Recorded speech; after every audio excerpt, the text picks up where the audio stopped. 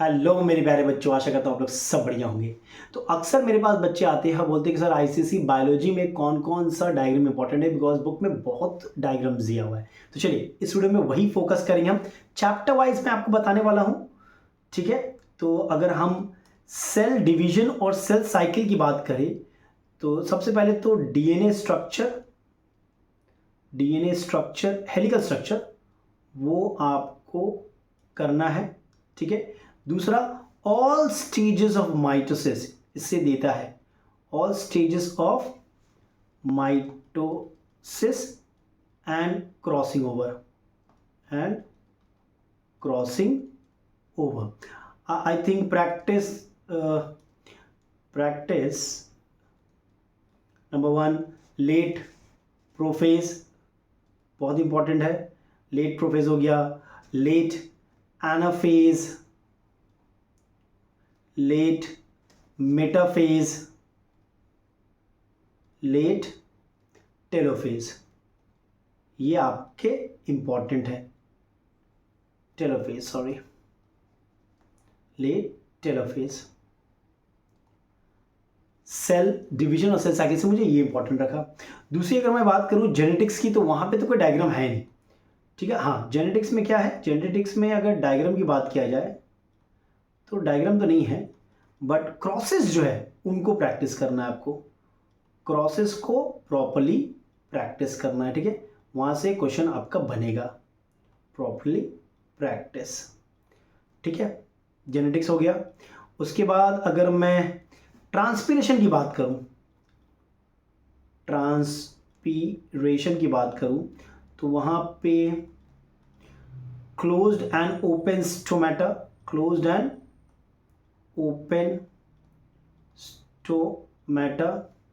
अच्छा, हमेशा याद रखना, जो मैं हमेशा अक्सर बच्चों को बोलता हूं कि ड्रॉ डायग्राम्स एट सेंटर, ठीक है।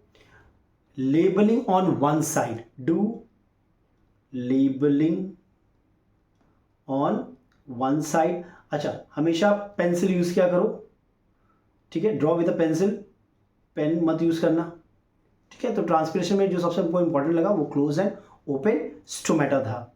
अगर मैं एब्जॉर्प्शन की बात करूं, तो देखो वहां पे डायग्राम बनाने नहीं देता है, लेकिन एब्जॉर्प्शन की बात करूं तो वहां पे जितने भी एक्सपेरिमेंटल है ना, एक्सपेरिमेंटल क्वेश्चंस आ सकते हैं। डायग्राम नहीं है, लेकिन जितने भी एक्सपेरिमेंट्स है आप उनको थोड़ा अच्छे से करना, बिकॉज उससे क्वेश्चन आपका बन सकता है। डायग्राम सच तो मुझे लगता नहीं वहां से कुछ देगा, ठीक है। अच्छा, फिर से अगर नेक्स्ट हम लोग फोटोसिंथेसिस की बात करें, देखो बहुत सारा डायग्राम है, ये डायग्राम सबसे इंपॉर्टेंट है, इनको आप मिस नहीं कर सकते हो।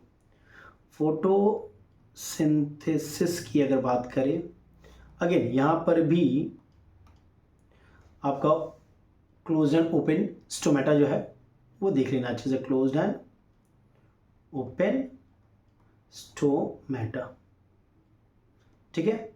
उसके बाद कुछ चैप्टर्स में तो डायग्राम है नहीं, जैसे कि पॉल्यूशन ले लो, ठीक है। पॉपुलेशन ले लो, जैसे कि इवोल्यूशन ले लो। तो यहाँ पे तो डायग्राम नहीं है, तो कुछ करना नहीं यहाँ पे, ठीक है। सिस्टम की अगर बात करें, ठीक है, तो सबसे पहले तो आप आर्टरी और vein, artery and veins, LS of artery, LS of veins, LS और LS of artery, LS of vein. हाँ, कैपिलरी भी कर लेना, कैपिलरीज, ये इंपॉर्टेंट है, ठीक है। उसके बाद आप ब्लड क्लॉटिंग है, ब्लड क्लॉटिंग का डायग्राम नहीं है, एक फ्लो चार्ट दिया हुआ है। ब्लड क्लॉटिंग, वो जो फ्लो चार्ट है ना, फ्लो चार्ट उसको आपको अच्छे से करना है। मैकेनिज्म ऑफ क्लॉटिंग वो थोड़ा बढ़िया से देख लेना, ठीक है। अगर नर्वस सिस्टम की बात करें, अच्छा, structure of I is very important, ठीक है। एलएस ऑफ आई, अच्छा, स्ट्रक्चर ऑफ ईयर की बात करें हम तो स्पेशली इनर ईयर बहुत इंपॉर्टेंट है। Inner ear is very important. Glands में अगर तुम जाओ तो ग्लैंड्स में मैंने देखा है अगर बनाने देगा आपको तो आपको थायराइड दे सकता है अगर दिया तो, और ना बाकी जितने भी ग्लैंड्स हैं ना उनके ना डायग्राम दे देते, डायग्राम बेस्ड क्वेश्चन दे देते हैं, मैंने देखा है। ठीक है, चलिए एक्सक्रीटरी सिस्टम बोलेंगे तो वहाँ पे तो LS of kidney is important. ठीक है, then if you talk about reproduction तो वहाँ पे आपका स्पर्म,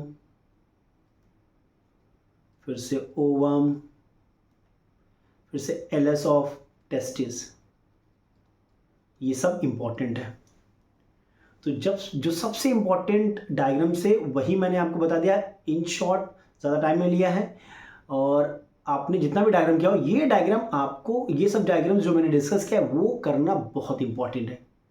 और ये मैंने कुछ बायोलॉजी एक्सपर्ट जो टीचर्स है बहुत सालों से पढ़ा रहे उनसे बात करके तब आपको गाइड किया है। ठीक है, आई होप ये वीडियो आपको पसंद आएगा और आपके काम आएगा। Everybody stay blessed and take care. और अगर वीडियो पसंद आया तो लाइक, शेयर और सब्सक्राइब जरूर।